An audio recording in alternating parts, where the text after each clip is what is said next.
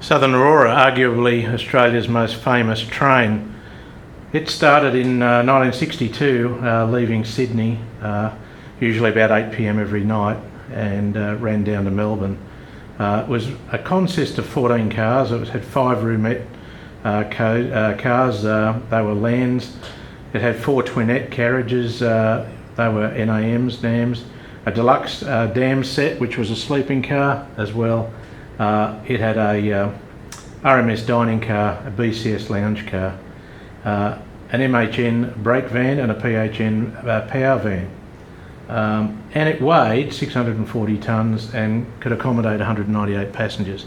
I never got an opportunity to go on the Southern Aurora, but the concept of a luxury train that would leave from Central at 8 p.m. at night and travel through the night after having a lovely meal in the dining car, and travelling through the night and getting a good night's sleep, and then hopping out at 7:30 or so at Melbourne Station sounds to me to be very appealing. And today I think it would be a very, very appealing train if they ran it. I mean, the service is now replaced by the ageing XPT, and not to take anything away from the XPT, but it's not the service that the Southern Aurora was.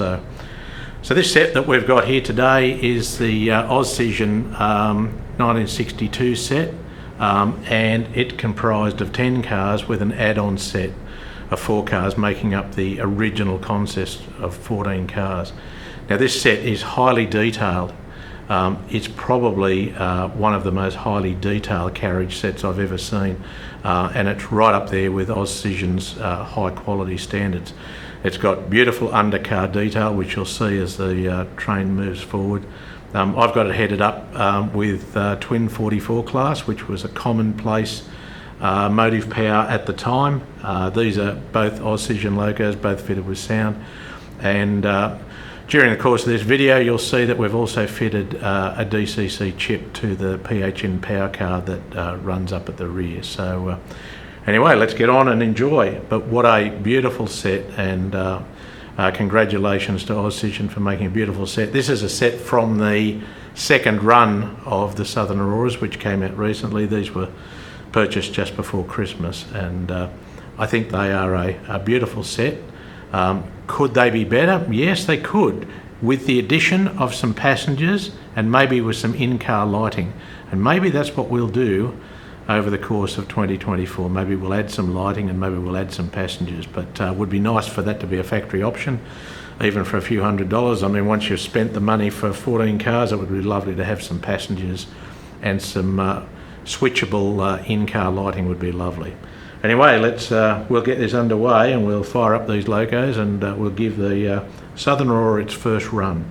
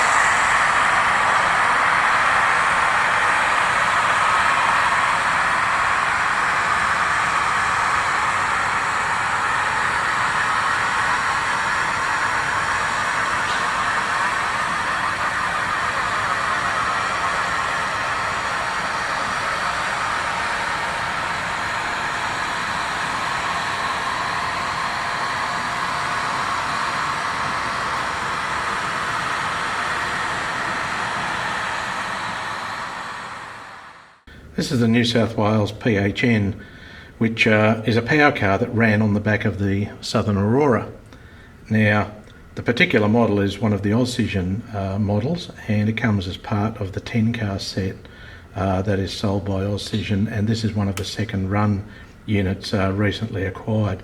This unit also is fitted with the rear Southern Aurora name board at the back, and the power comes from the pickups here on the bottom of these wheels here. But today we're going to fit a DCC chip inside this unit, and we're going to take the body off now and we'll see how we go.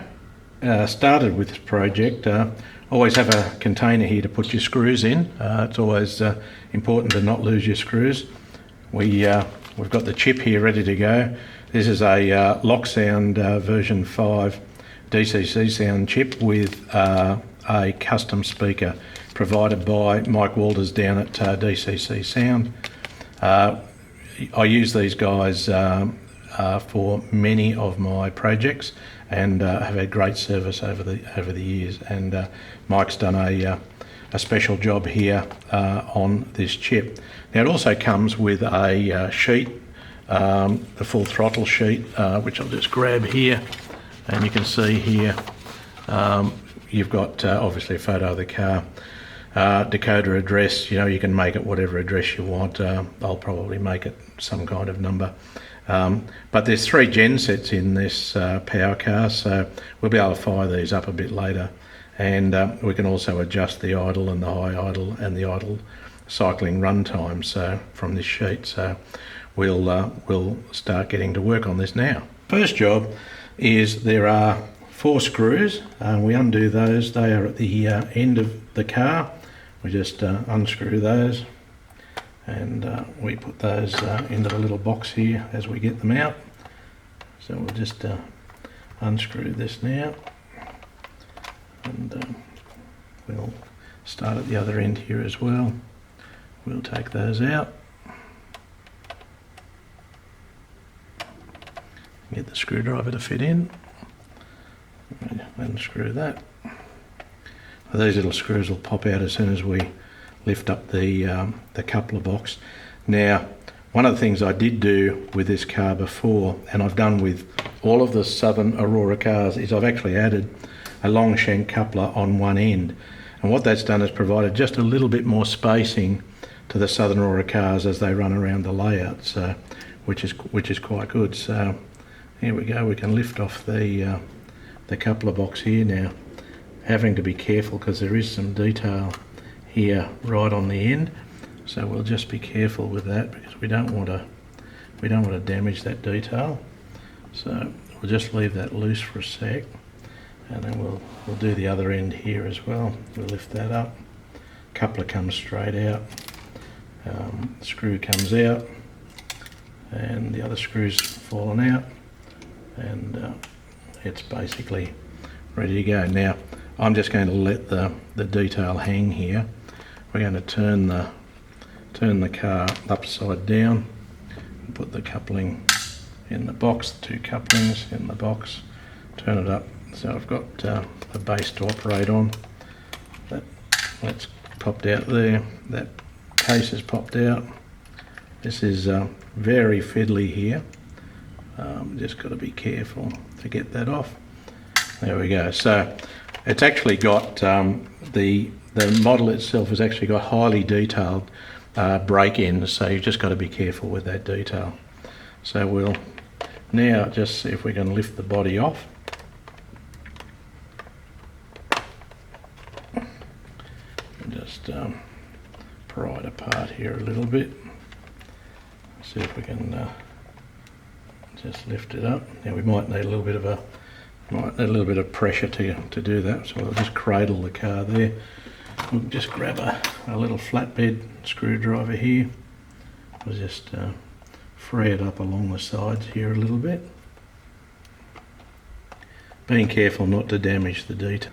Right, now that we've been able to prise up the sides, be very careful when you're prising. Just use a very fine screwdriver, and also move towards the end where the sign, the other end from the sign.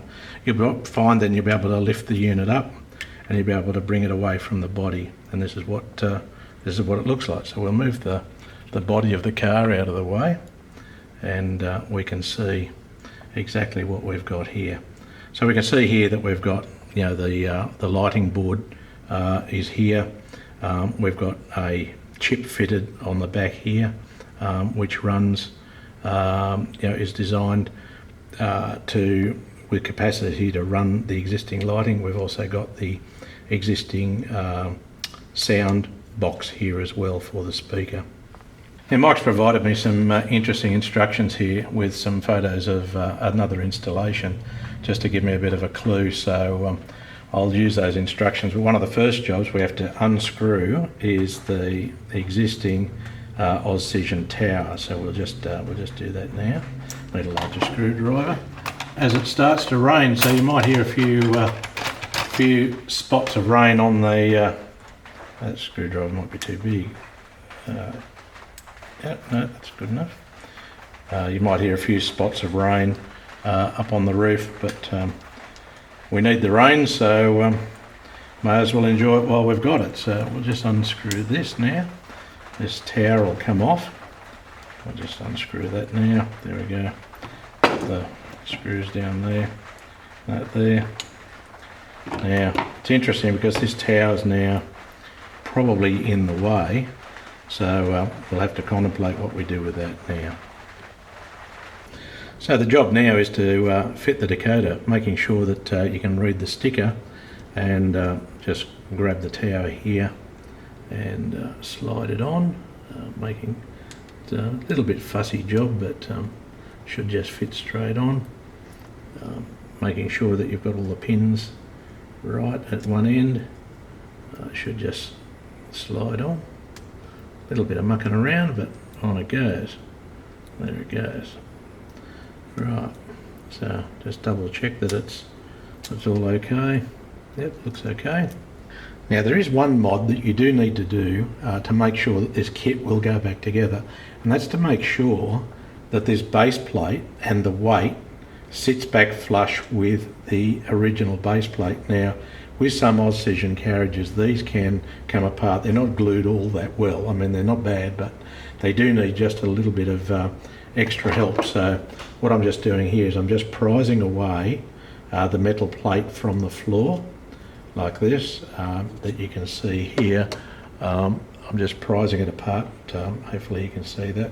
I've got a little micro brush here, got a little bit of super glue. I'm just going to put a little bit of, just a little dab of super glue down here on the weight, and on the base plate, the running plate where all the lighting gear is fitted, and just fit that back here like so, so that when this gets screwed back together, that the screws have got some purchase through the coupler boxes back up into the body.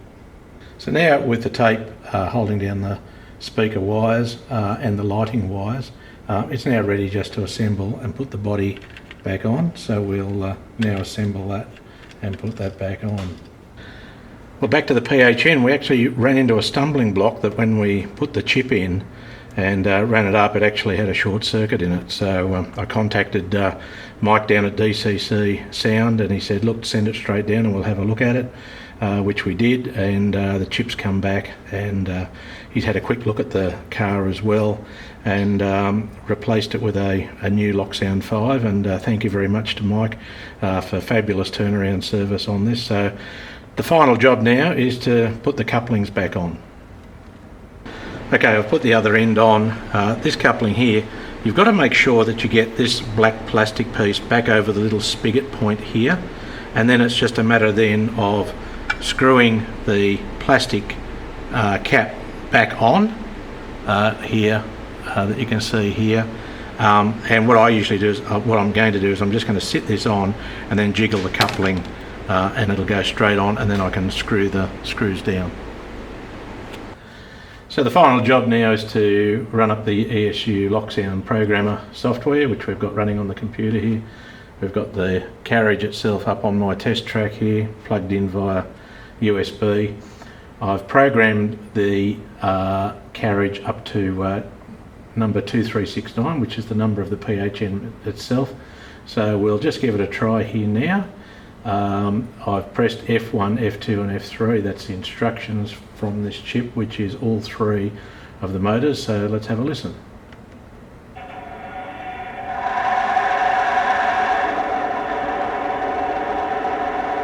Well, that sounds pretty good. All three motors are running. I can turn off individual motors. There are three GM gen sets in this PHN. We can just fire them back up, pressing F2 and F3. And I think F4 is guard whistle, I think. No, it's another feature as well. I'll just grab the sheet and we'll see what the functions are. So, function 4 is idle up all of the gen sets together, and then F5 is the guard's whistle, which you can hear there, and F6 is a flange squeal, which doesn't seem to work, but it could be because something else is on. There we go. There it is. It's squealing away there. F6 makes the flanges squeal. So there you go. So certainly all powered up now. Thanks again to Mike at DCC Sound for getting this decoder back and working really well.